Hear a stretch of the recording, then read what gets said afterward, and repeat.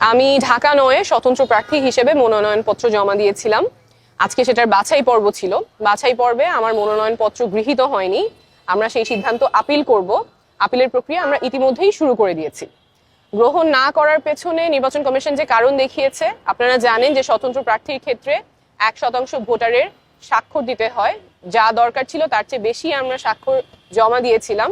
সেখান থেকে তারা 10 জনের তথ্য ভেরিফাই করতে গিয়েছেন, 10 জনেরই সত্যতা তারা খুঁজে পেয়েছেন, কিন্তু এই 10 জনের মধ্যে 2 জনের ক্ষেত্রে তারা দেখেছেন তারা ঢাকা নয়ের ভোটার না, এবং এই 2 জনেরই জানার কোনো উপায় ছিল না তারা ঢাকা নয়ের ভোটার না। তারা জানতেন যে তারা ঢাকা নয়ের ভোটার। একজনের পকেটে যে এনআইডি কার্ড ছিল, সেই এনআইডি কার্ডের ঠিকানা অনুযায়ী উনি ঢাকা নয়ের ভোটার।